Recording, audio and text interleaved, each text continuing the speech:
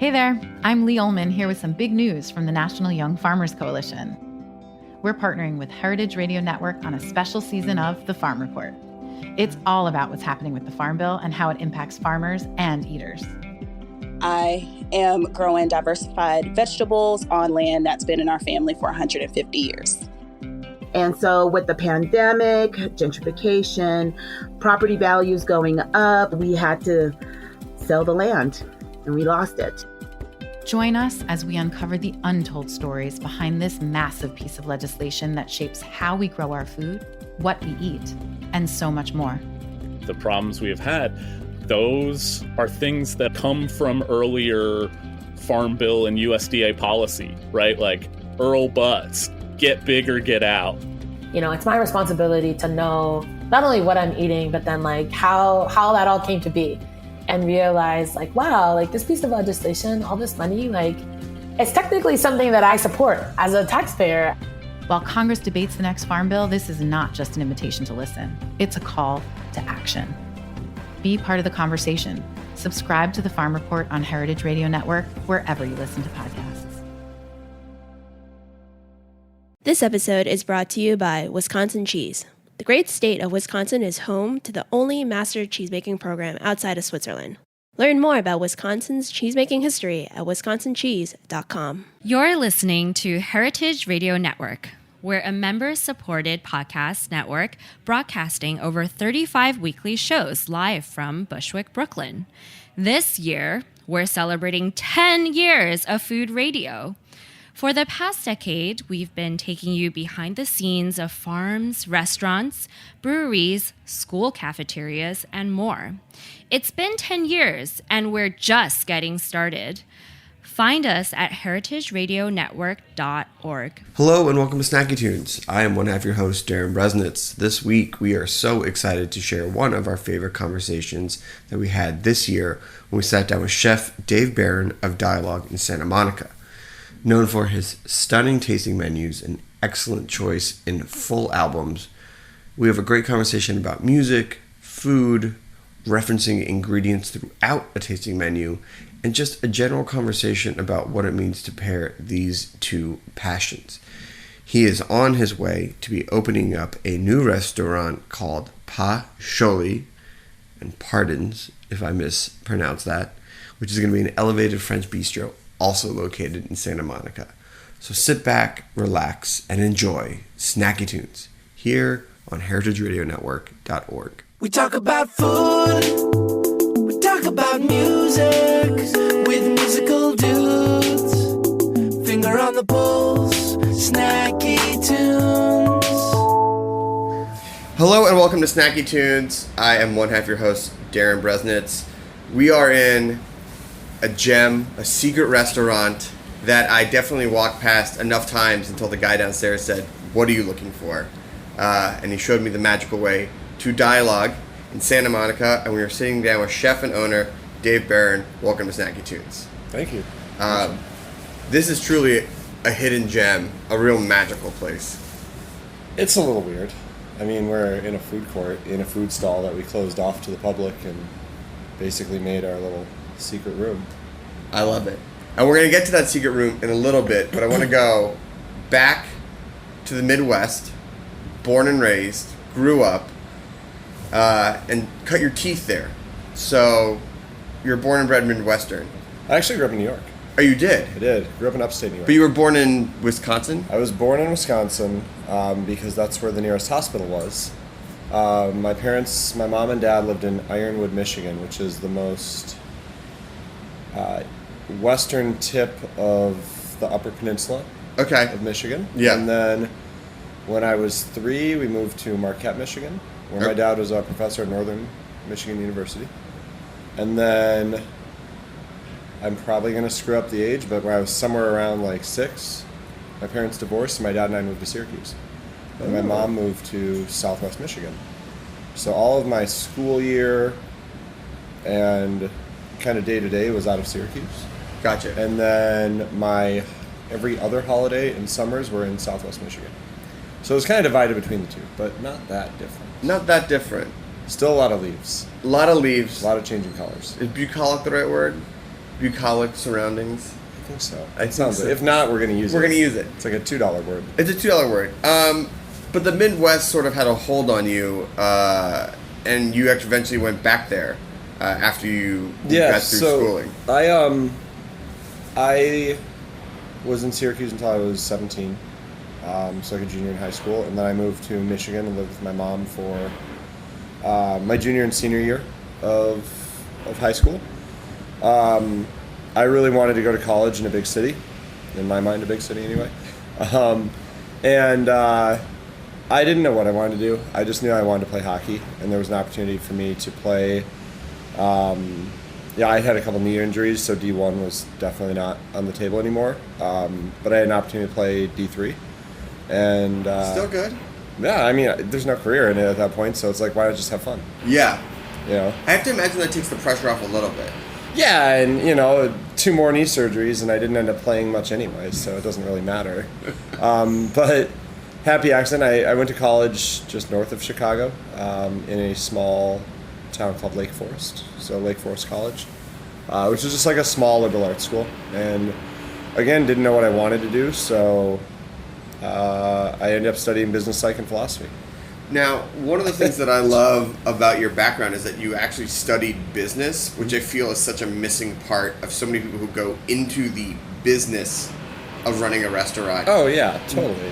What did you learn back then that you still find helpful today? And would you recommend people who want to open restaurants taking just basic business 101 classes? Well, our trajectory is kind of different because I would say, if anything, I use the philosophy and psychology degree more than the business degree. Really? I think a big problem with restaurants as a whole, just in general amongst the business, is that and I'm sure this happens in other careers too, but I know about the restaurant industry, so you pretty much get promoted to being incapable of doing your job, and then you suck at it, and that's it, right? So like, if you're a good line cook, if you're a good prep cook, you become a line cook. If you're a good line cook, you become tournat, and if you're a good tournat, you get promoted to sous chef, and if you're a decent sous chef and the head chef leaves, you could potentially become the head chef. And at some point, everything that you were really good at doing, you don't do anymore, right? Like the best chefs in the world,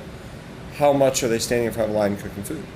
Right. Versus how much time are they spending on spreadsheets and labor costs and food cost and P&L analysis and all of these things that had nothing to do with their passion or what ultimately got them to the position they're in. And so I think, from the business degree standpoint, I think the biggest thing that I kind of took from that, and also having a lot of other friends in other industries, was it's not about how well I can crank through a spreadsheet or understand the economics of something. It's learning to relinquish control or empower those around you to do the jobs they're good at. I would say the best CEO in the world isn't the one who's sitting there doing all the day-to-day tasks. They're the one who are identifying the people to put into the roles to do those tasks. I mean, a team is really important. Yeah. As you get bigger and further along in your career, having the right people in the right positions is ultimately what makes you successful. Mm-hmm. And the psychology understanding of that, did that help you internally come to terms with that, or help you work with others? No, I think that, obviously playing team sports, my initial love affair with cooking started with a summer job in a kitchen, and it was like this balance between art and sport. You're making, which are two things that I loved. And so, it might not seem this way from the outside when you're just watching cooks in the kitchen, but there's some athleticism to it. Like, you have to learn how to work with people and move around them, and it's not unlike your typical team sport where you're relying on the people around you to do their jobs so that you can do yours. And so, having that understanding of working with a team, but also having the understanding of from the philosophy aspect, it teaches you how to, not just how to argue, but how to understand perspectives. Right. And so, you can all of a sudden be in this scenario where you have two cooks doing the same job, causing the same problem, or failing to succeed at the same task. And one responds to, not that we yell in kitchens anymore, but at the time, like, one responds to being screamed at and the other one responds to being pulled aside and saying, like, hey, you need to do it this way, take a step back, do it this way, watch me do this. And I think it all in the psychology and the philosophy aspect just teach you how to talk to people and how to encourage someone to do what ultimately you want them to do, which is what it takes to really lead a kitchen, and that you learn over the years, but no one ever really teaches you until you get into that leadership. Yeah, no, and most of the time, especially in restaurants, it's like you get promoted to management, and then it's figure out how to be a manager. Yeah, I mean, that's really tough, especially some people who are, and you rose very quickly on your own, and so you're finding yourselves as a relatively young person in a position of power, in a position of responsibility, and maybe not even knowing how to cope with that, because that's just literally normal things that people don't cope with at that age. Yeah, I mean, so my first real cooking job after college, I was offered sous chef at 1.5 years, and I'd been cooking for 1.5 years. And where were you? At MK. Yep. And immediately my thought was like, if you can't be a sous chef anywhere, then you shouldn't just be one somewhere. Because it's easy to climb the ladder in one place, but as soon as you step out of that place, you have no concept of what you're doing. And I went to True, and the same thing happened after a year. And I had the same thought process, and I was really close with the chef de cuisine who was going to be leaving. And we had a lot of like those heart-to-hearts of his background and how he got down the path he was. And so I'd end up at Alinea, and that trajectory was very fast, where I was like a food runner for, 2 months. I actually want to talk about that because of what you just said. To go to, MK and True are they're not nothing restaurants. Those are big restaurants, but Alinea is in a sphere of its own. So what was that transition like when you go to Alinea? Did you feel like, well, if I can do it here, I can do it anywhere, or was it a complete mental reset of how to approach working in that type of restaurant? So I'll back up a little bit. When I left MK, so I started at MK because that was the first restaurant I really followed. I sat and I was like, food is something special. Right. And I was really kind of swept away by it. And so I was a really good cook at MK, like as far as like that kind of cook. And, super cocky coming out of there. It was the only restaurant I'd worked at. I'd worked every station. Like, of course. I was like expediting with the head chef. I thought I was a super badass. Like, yeah, I can cook anywhere and do anything. And how old were you? 24. Exactly. I'd been cooking for 2 years. Oh, if that. Man. So good. And just like the typical like really cocky cook. And MK was cool, and we like had the other restaurants that we were cool with. Yeah. There was that whole vibe, and you were in the mix. Yeah, totally. And it was awesome. And then I went to True, and immediately I looked around, and True, right when I started True, it was when there was the battle of Trotter versus True for best restaurant in the city, and Alinea was like on the cusp of opening. And I think I applied with Achatz at Trio. I never heard back, and I applied it for the opening of Alinea, and I didn't hear back. And so at that time, I was like, well, I got into True, which just beat Trotter for best in the city. Like, it's not gonna get better. And I walked in there, and I worked every station for 6 weeks. And my first station was like fish veg, and my second station they threw me on Amuse. And the whole thing with the Amuse station, True had this like square plate with this 4x4 grid, and there were 4 different Amuse on it. And for VIPs, you do like 2 sets of that. So every day you basically had to come up with 8 new bites.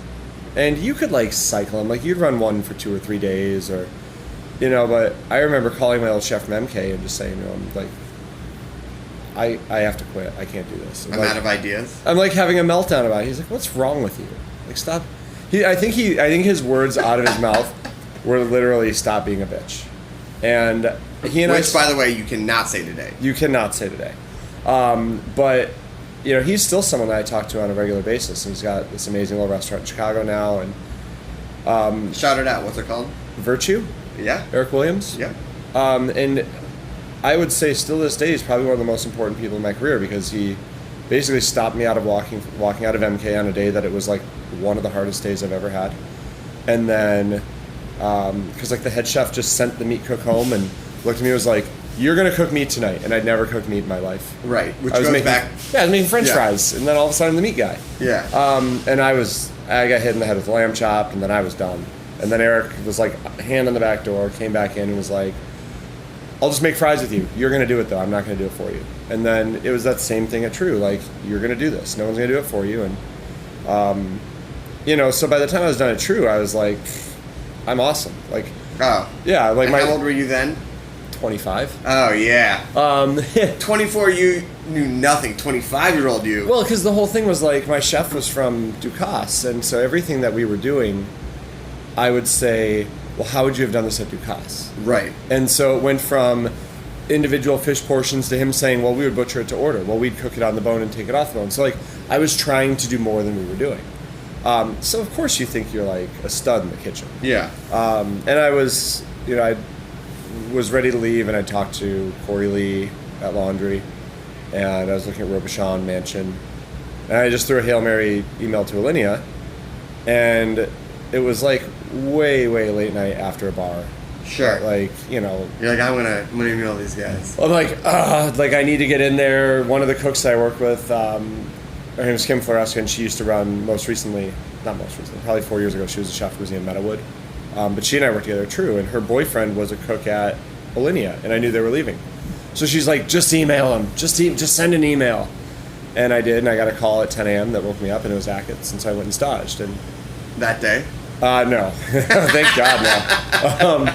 My girlfriend at the time was taking me for my birthday, so I ate the following week, staged the week after. Awesome. And I got a job that night and canceled my French Laundry and Robuchon tryouts. And Alinea was like, one, I was pissed because after I got hired, they offered me, you start as a food runner. I was like, I didn't do this to come carry food to a dining room. I came here to cook.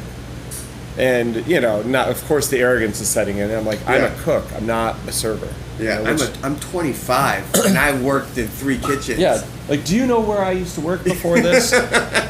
It's stupid. But, and that was probably one of the most important things I ever did at Alinea was run food, because it totally made me understand how diners, like 8 weeks worth of it. Sure. But at least respect how diners interact with the food and how the way you talk about the food changes their perspective on it, and the relationship between front and back of the house, the importance of that.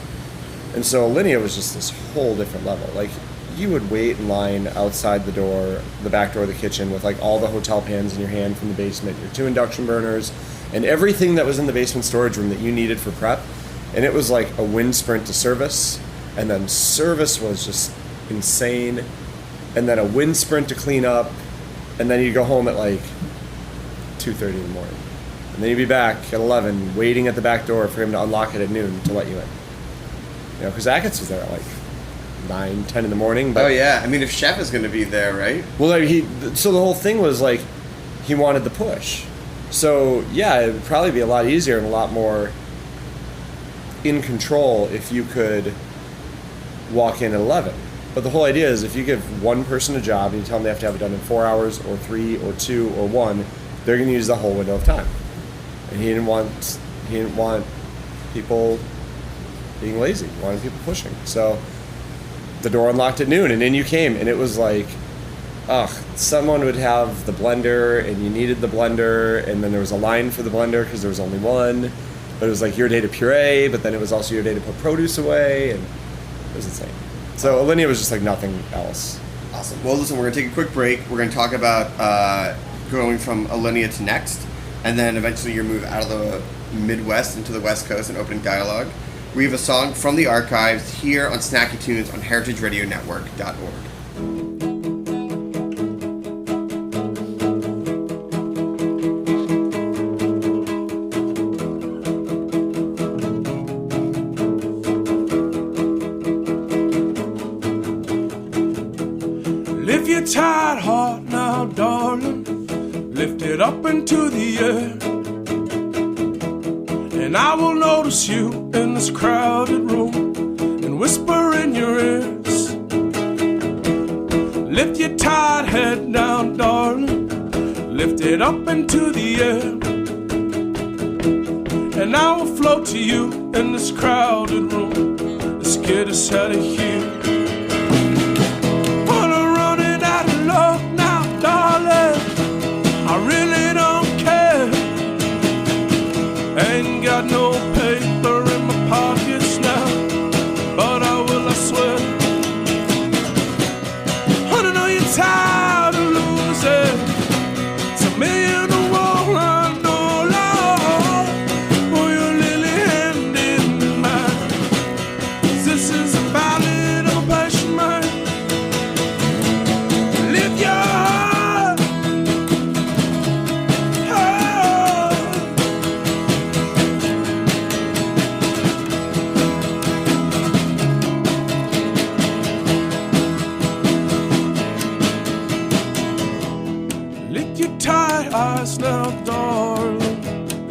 like your pretty hair. As long as my heart keeps pumping blood, ain't gonna disappear. I'm running out of love now, darling. I really don't care. Ain't got no paper in my pockets now, but I will, I swear. I know you're tired of losing to me and the wall. I know, Lord, for your lily-handed mind. This is a ballad of a patient mind. Honey, I ain't a lucky man, but I do what I can. I could buy you a diamond ring, 'cause now these songs that ain't gonna stay. I could buy you a ballroom gown and twirl you around somewhere downtown.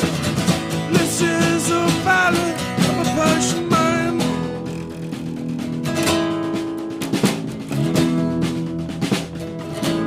Lift your heart, lift your heart, lift your heart.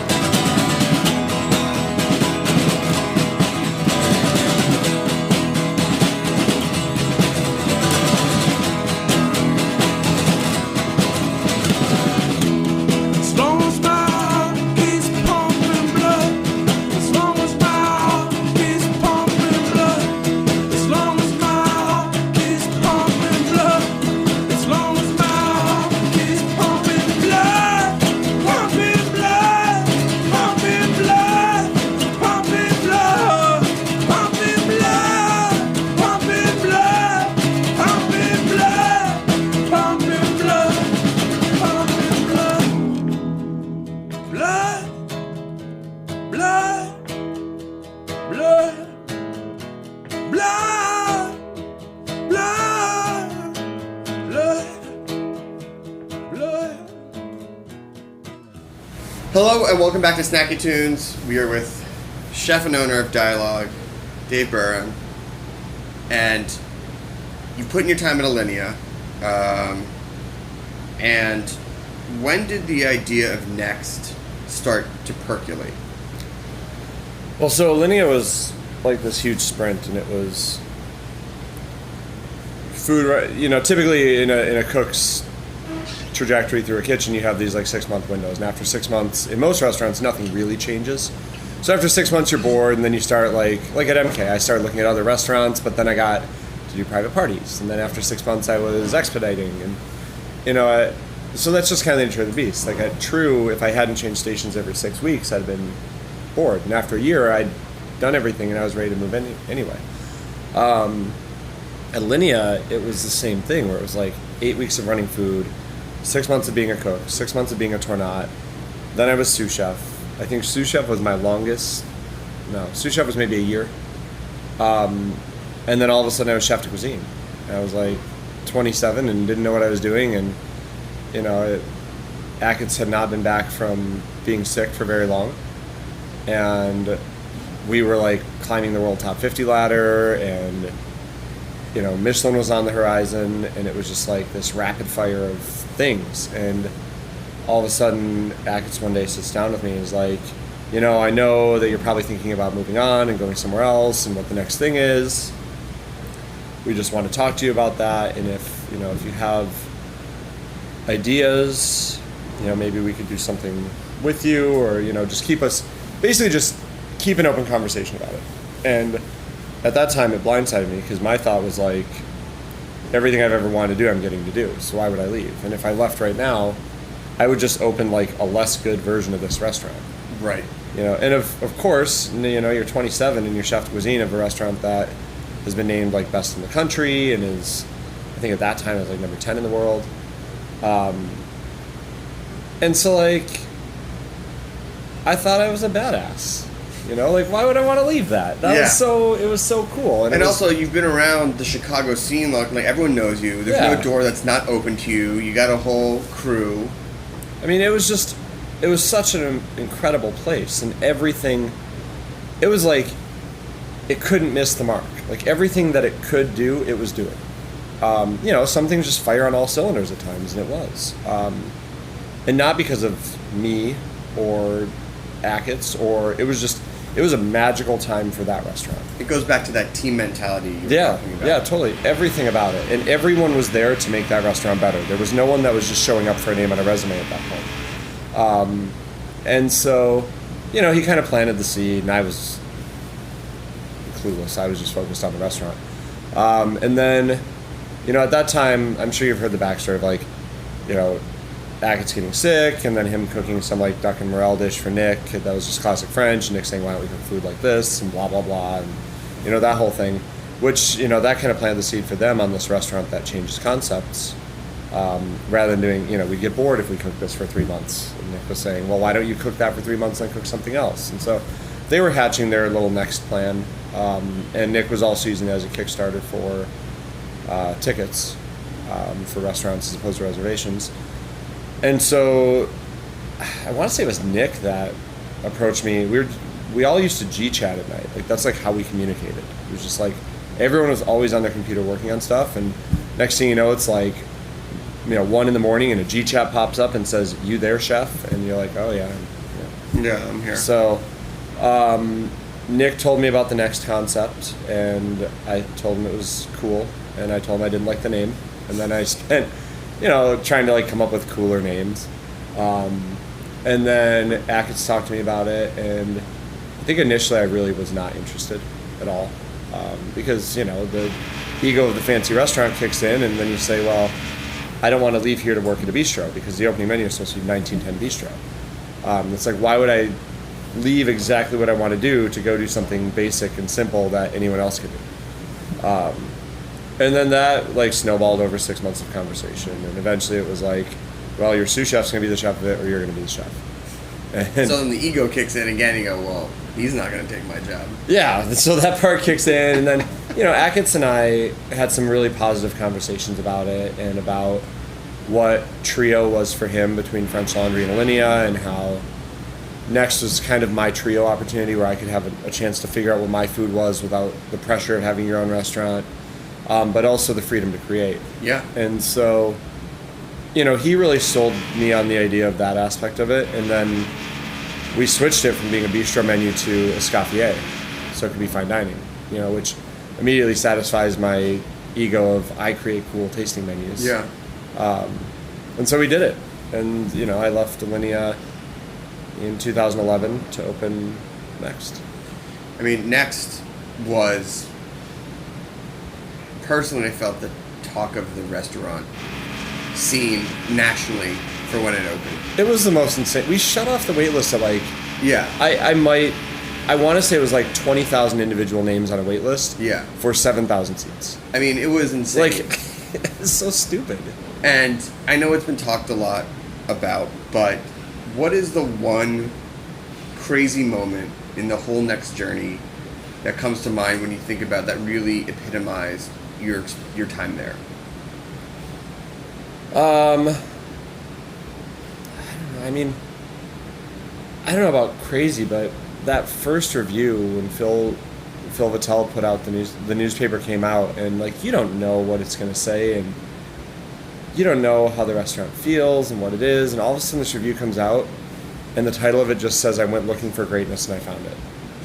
And I just remember looking at that and thinking, like, we did something really special in a way that no one has done it before.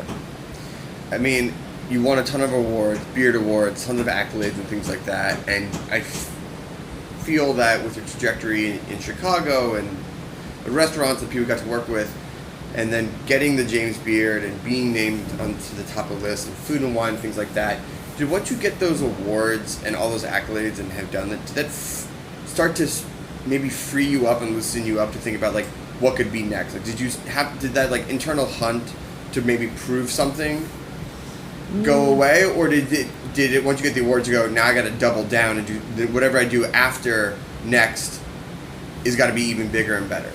No, I mean, through the process of Next, it was really sort of this build on understanding what my food was. And so, for better or worse, I was very protected there. Like, regardless of my food, Achatz and Nick weren't going to let us fail. Like, that restaurant was not going to fail. And then the demand was so big, that you had all this freedom because you knew no matter what you did, for those first, 2.5, 3 years, you couldn't get a table there. Yeah, it was completely sold out. The money was there. Yeah, and so there was no fear of like, if this one sucks, no one's going to come in kind of thing. Like, we just were doing. And so I don't think it ever occurred to me that it didn't really start occurring to me that there was something else I wanted to do until I got through 2013. And there were 3 menus that I really fell in love with that were a progression of menus that I felt like I was kind of finding my style. And in retrospect, there were like echoes of what we do now in it, but it was the first time that I felt like I was cooking food that maybe didn't fit on the menu at Alinea. And what were those menus? Kaiseki, Hunt, and Vegan. And they were a trio of 3 menus that, menu structure-wise, were very similar. If we looked at photos of it, food-wise, they were similar enough. Obviously, the Kaiseki one had more Japanese influence. Sure. But overall, I think those 3 menus made me feel like I had a voice in food now. Because we were coming off of doing El Bulli and then a rustic Sicilian menu that was all share food. And now it was like, okay, I haven't done any food that I've created in the proper tasting menu format in 9 months or something like that. And then all of a sudden we switched again and we were doing menus and food that wasn't in the direction I've been going with those. And immediately I think that's when it kind of wakes you up and you realize, like, it's not my restaurant. Like, it's not, it's not, this restaurant has to be something and it has an identity. And the whole premise behind that restaurant was constant change. And so not constant change in menu changing, but constant change in, we can do 3 Michelin food for this menu, and it's produce delivery.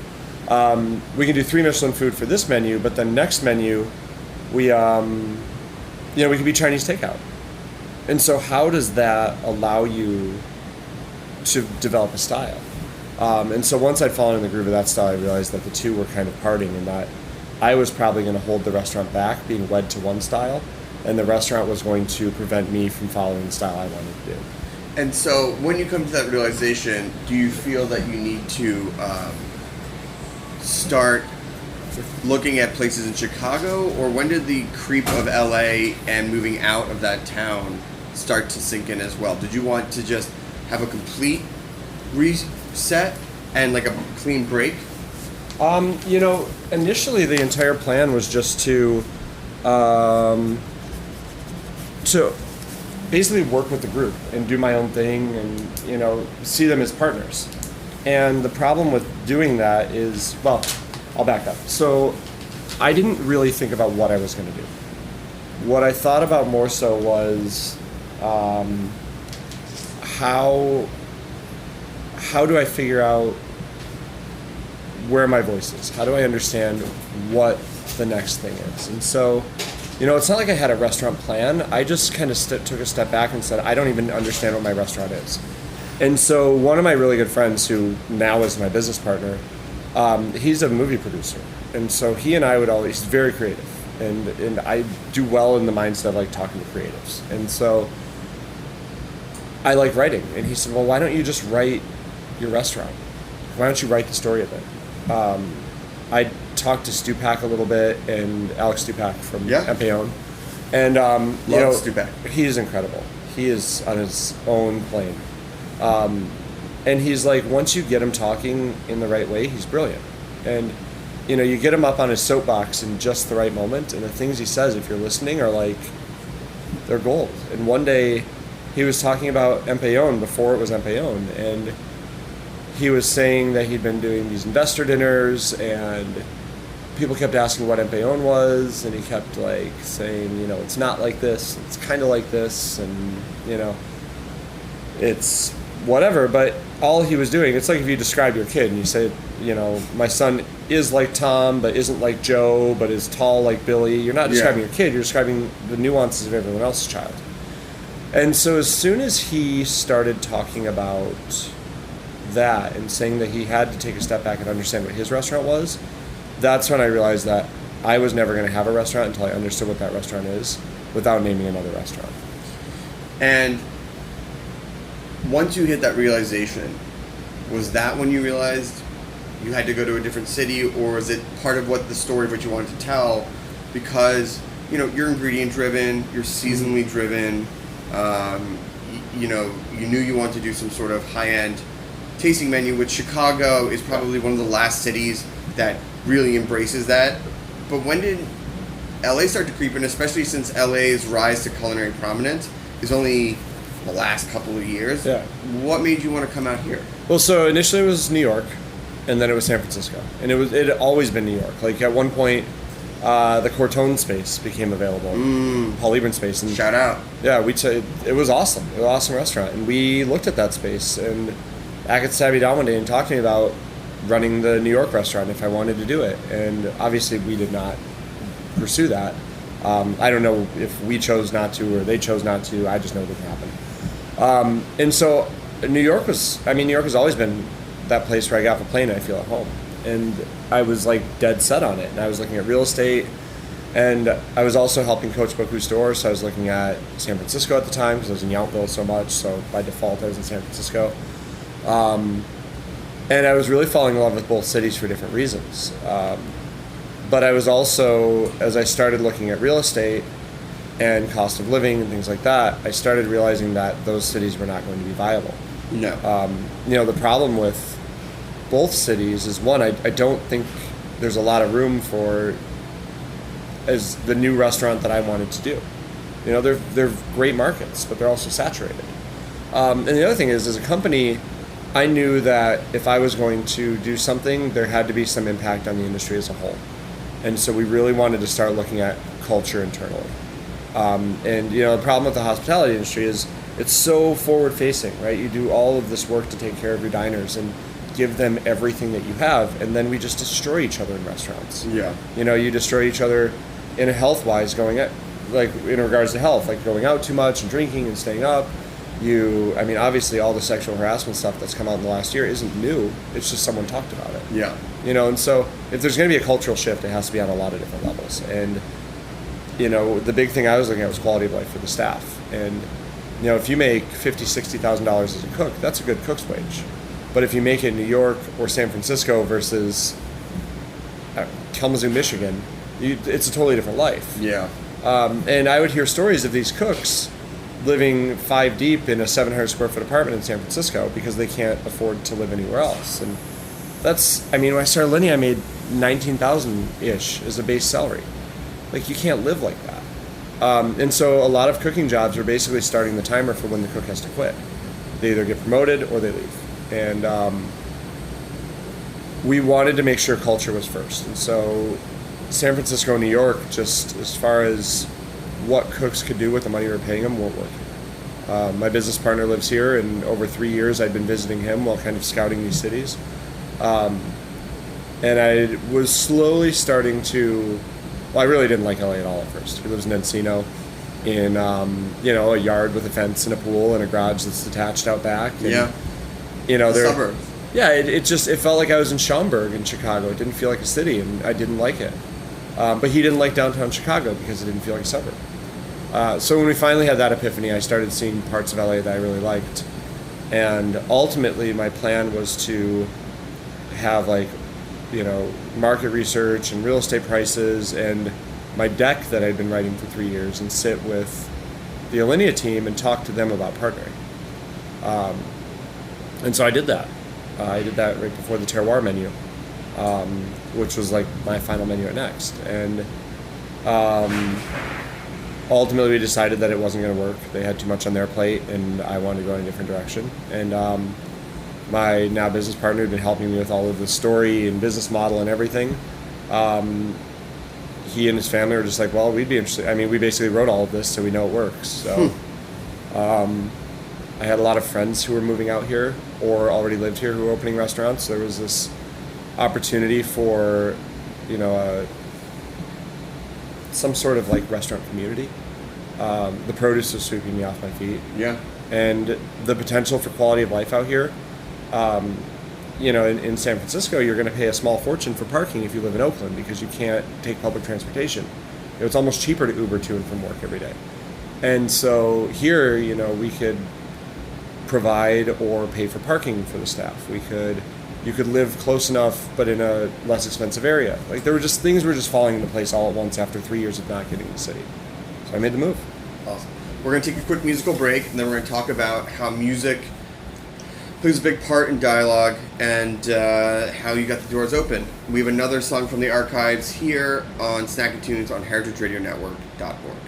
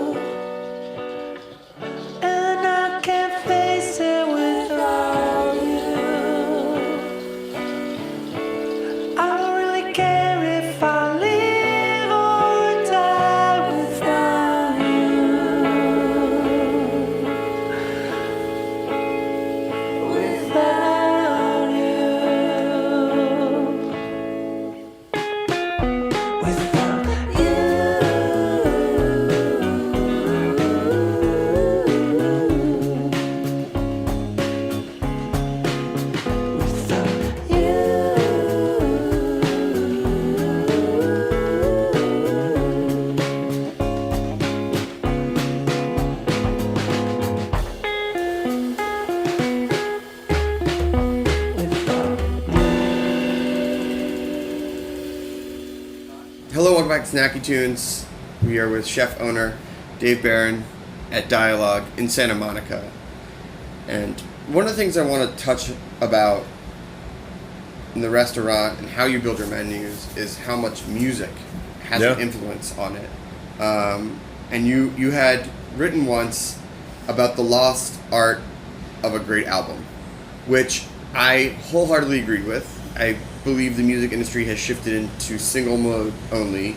And so there are albums that I love, but when a new album comes out, when a band has actually put out an album in 2019, it blows me away and gets me so excited because it's such a rarity now. It's not just 10 songs in one single just to bulk out that album. But I want to talk to you about your feelings about music, your feelings about album, and its ultimate influence on you creating tasting menus. Yeah, music's been a big driving force here, which is kind of weird to say because I have no musical talent. I can't play an instrument. Can I say that most chefs that I come across love music, but don't know how to play, which is fine because they've spent all their time cooking. Yeah. Like, I wish I could play the piano. Like, that's an instrument I would love to be able to play. Just one of those, like, late-night jazz riffy... I don't even know when I'd do it. I would just like to be able to say, like, I can play the piano. Yeah. You know, I probably would never play it, but if I could. No, so, you know, when I was first working on the tasting menu structure of this restaurant, the thing that I loved about Alinea that was such a departure from anything I'd seen is that every dish, for the most part, it had some sort of story to it. You know, and so, like, everyone's famously seen this famous, like, burning oak leaf dish. There's like 100 pictures of actors holding these burning oak leaves, and on the end of it is a tempura fried pheasant. And, you know, apple and pickled shallot and whatever else. But it's like autumn in a bite. Everything about it. The aesthetic, the aroma. And it was food like that that made me fall in love with Alinea. And that's, you know, obviously I don't know where Alinea is at now, but at the time that I was there, I think that's the thing that I tried to hold on with the food I was making, because that in 2006 when I ate there, nothing had moved me like that as from a culinary standpoint. The thing I loved about Next is that every menu was its own idea, right? So you could do a Thai menu and a French menu or whatever else, and each one of those was a thing. And I wanted to, you know, take inspiration from both of those things, but I also was finding myself asking why. You know, I went to I don't know if you know Kyle Connaughton at Single Thread Farms. Mm-hmm. But I went up there. He's been a good friend for a long time. He kind of saved my life for the Japanese kaiseki menu because he told me, you know, basically, like, if you put this before this, it works. Otherwise, it's wrong. So he added validity to that menu. But I went up to see him just before Single Thread had opened, and he walked me through, and he talked about, you know, at that point I thought, like, dialogue was mostly done, and I'm getting close, and, you know, I have all this in mind. And he walked me through, and he was telling me about the window screens, and I believe there's 12 of them, and one represents each month, because the weaving on it is the DNA strand of the vegetable that grows that month at their farm. That's wild. And I looked at that, and I was like, huh, I've been Googling paintings for the restaurant, and this is where you're at. Yeah. And so I took a step back, and I was like, man, you know, if we have... Because the restaurant as it sits now isn't the original version, but it's the version that I'm glad we created. Because it's so small, everything has to matter. You know, and so that conversation with him really built this idea of, like, am I doing enough, and am I doing it the right way? You know, because it's not about, you know, looking at things saying, does it need more? What else does it need? What else does it need? It's about saying, this is what I have, how do I make it matter? And so with the menu structure, you know, I couldn't wrap my head around the farmer's market because, like, December, you've got strawberries, you've got coriander flowers, you've got pumpkins, and they're all good. Like, it's just a winter variety of strawberry, but still, it's not like, you know, the Driscoll's strawberry apple that you see in December at, you know, Jewel Osco in Chicago. They're real strawberries. And so, you know, I wasn't ready to let go of food as I knew it, being seasonally driven, like Midwest seasons. Yeah. And so as I was looking back at menu structures that I'd done in the past, kaiseki was really drawing me in because kaiseki is about creating forward momentum and about connecting seasons. So it allowed us as a restaurant to compartmentalize the farmer's market and approach it, the ingredients, through the seasons that we knew. Sorry, we're drilling this here. The whole premise around this restaurant is forward progress. And so if we're starting here but saying that our end game isn't here, we always need to be looking forward. And kaiseki does that. It starts in one season, it ends in the next. and then the next season you do it again. So you're always looking backwards, then looking forward. So with that, we had a menu that had a progression. With this construction. It's fine. It's real. Yeah, construction downstairs.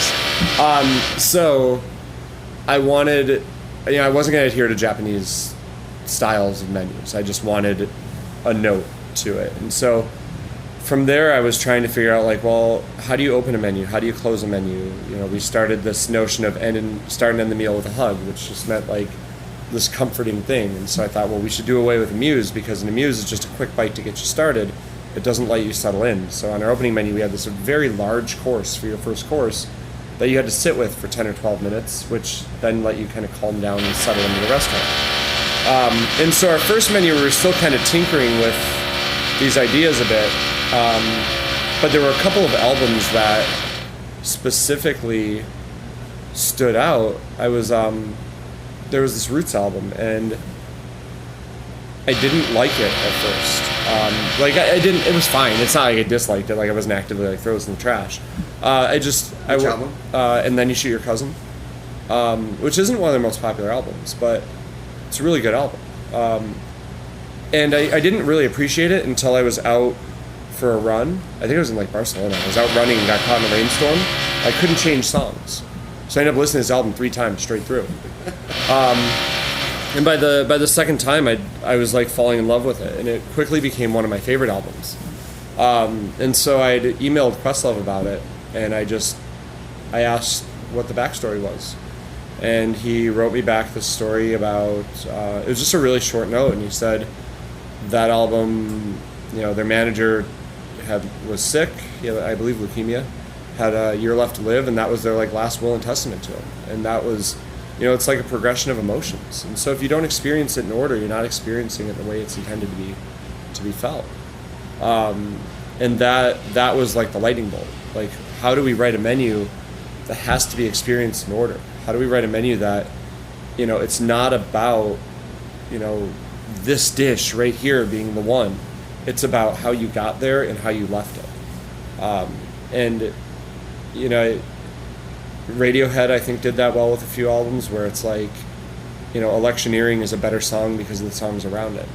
And everyone can name albums that they relate to that are their version of it, but that Roots album just did it. Like, we immediately, like, how do you write, first it started, how do you write food that is a progression of emotions, then it just became, how do you write a progression of food? Because tasting menus are playlists for the most part. I mean, it's interesting with that concept, because when I fall in love with an album, I get excited when I go, okay, we're coming up on this run. Yeah. Like these next 3 songs, because it's burned into my brain, it's burned into my soul. But with the tasting menu, with the current state of dining, a lot of times people come out once, right? So how do you get people to experience a tasting menu like an album if you know they're only going to get a chance to have it once, maybe not get a chance to go back and revisit it? I mean, most guests don't revisit a menu more than once here. Like, that's it. And then, for us, it's more about, selfishly, it's about our evolution. Because this restaurant, as you sit in here, it's very, it's obviously not decorated like it would be at service, but it's very bare, right? It's like a theater set. I love it. Well, we always use the analogy of movie versus play. And, the thing about a tasting menu is that it's a story on the plate in front of you, right? It's like, that's the focal point. And so this is essentially a play, right? If we're talking about a library in a movie, you care about, the book on the top right shelf of the third bookshelf and the wear patterns of the carpet and everything. Like, everything matters in that shot. But if the same library is in a play, you have like one table, one bookshelf, one lamp, and you dim the lights. And the audience is what creates the energy and the way that the character in the play moves and acts. Like, that's the story, that's the plate. And so for us, it's really about letting everything fall to the backside and focus on that. And so we're building story upon story. So every menu has, the courses, basically what we did is every course has something in it from the previous dish and something looking forward to the next dish. Interesting. With ingredient, which totally goes against everything tasting menus say. Because, like, in most restaurants, if you use parsley in your dish, parsley can't be in my dish. Right. It's how you show versatility. And it's how you end up with like so many different dishes and But ingredients. that's single verse album, Yeah. right? And so it's like, oh, you know, the snare was the leading part of the drum kit on this one, so we can't do that for the next one. People are gonna think the that's all Tribe we Called got. Quest did it beautifully when like you'll listen to their album and you'll hear the same thing a few times through.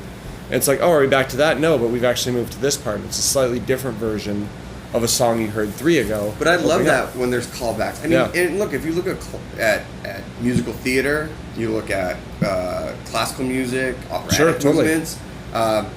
The idea of building on a theme is what makes something. It's that parallel construction idea. Yeah. Where you introduce, it's a blank slate, but you introduce, timpani drums, right? And then they just keep growing throughout. And so by the end, you're just like looking forward to hearing the timpani again because you've already had them introduced to you at the beginning, and so now you feel so familiar with it that it becomes this whole new experience. Yeah, I mean, even with jazz, it's like the whole storyline's going through, but then one instrument will take the lead. Yeah. And then it goes back to the beginning, and then the next instrument takes the lead.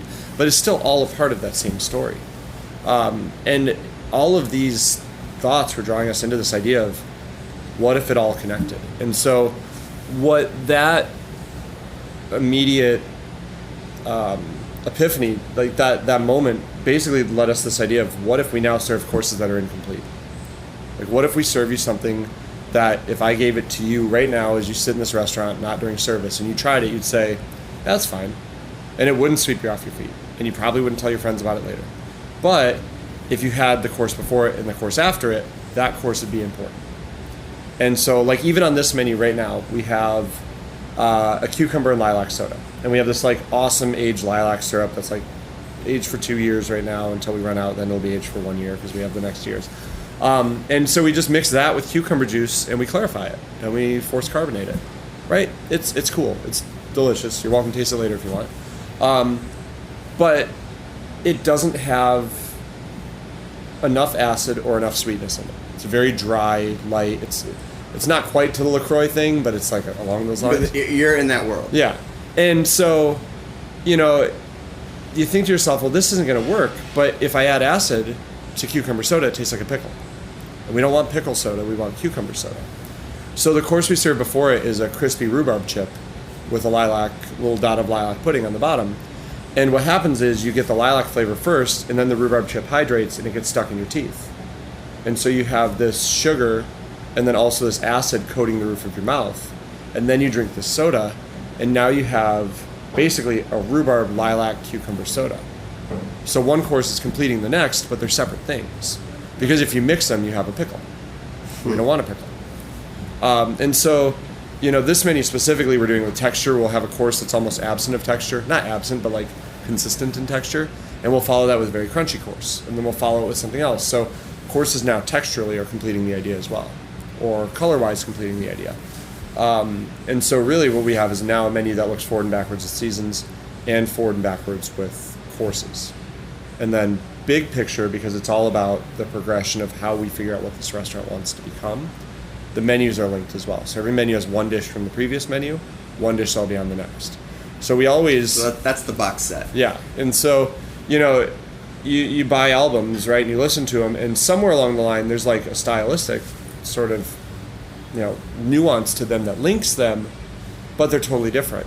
You're not going to start your new album with song 7 of your old one and change that first, and then change song 3, and then change song 6, because that's not a new album. That's like a few songs here and there. And I started feeling like that's what most tasting menus were. They're playlists that you're just swapping songs in and out of. Awesome. Well, now that you have the restaurant, now that you've started, where do you see it going next? What's the next tasting menu?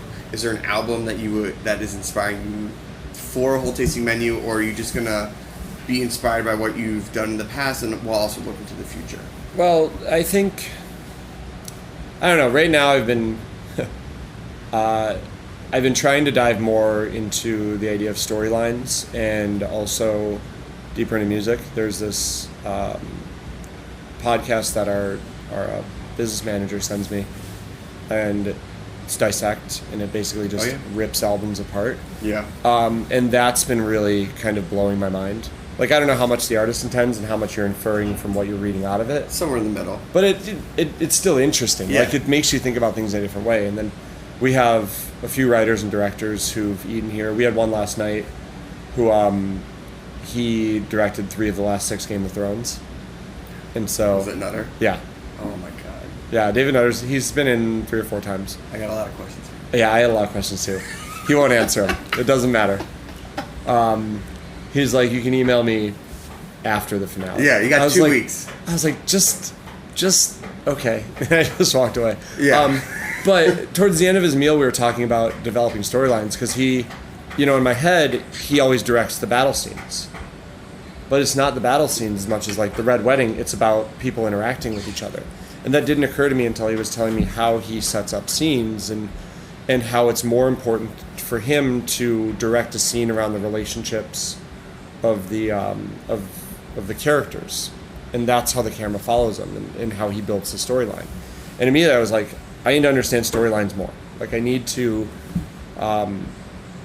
figure out more interesting ways to go deeper with things where, we don't beat the guests over the head with it. It's a lot of Easter eggs. Like, the more, it's a reciprocative style of service, so the more questions you ask, the more information you'll get. We don't walk up to you and say, and now, coming from your last dish is this. Like, we don't tell people why we play the music we do, but if people ask about the music, it's part, or ask about the menu structure, all these Are things. you matching the playlist to the courses? No, because we stagger our seating. Fair enough. I really wanted to. In fact, we had one menu based around growth, and it was a winter, spring, summer, so the first course was snow, last course was fruit, and it was like a flip book. Every course went one to the next.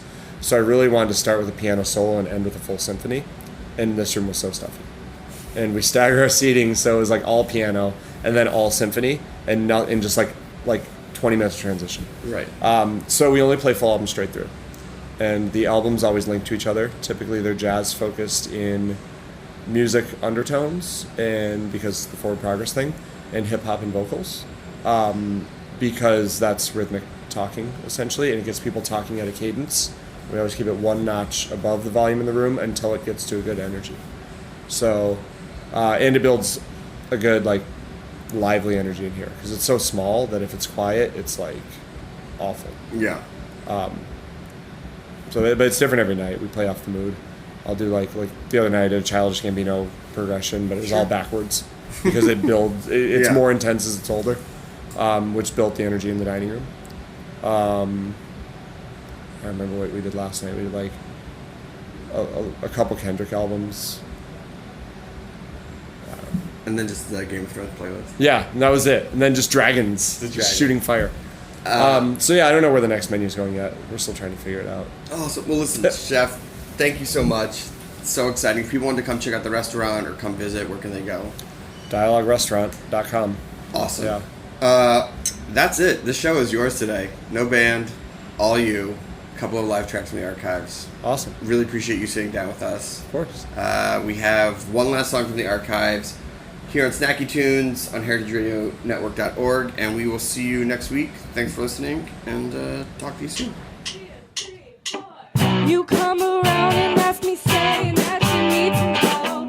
I give you everything, and you keep it all to yourself. That's why I'm never giving you all my advice. You do the opposite, don't even look back. Don't let me go.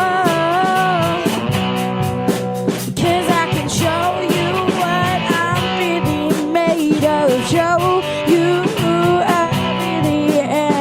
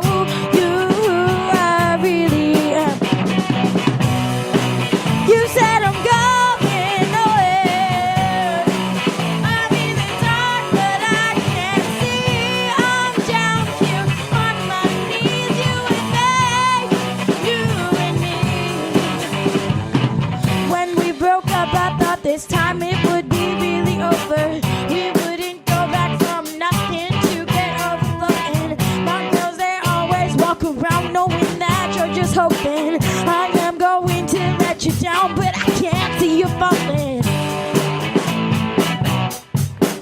Don't let me go,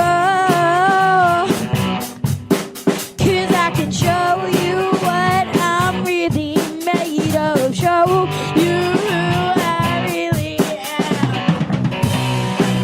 You said I'm going away. I'm in the dark, but I can't see. I'm down here on my knees tonight.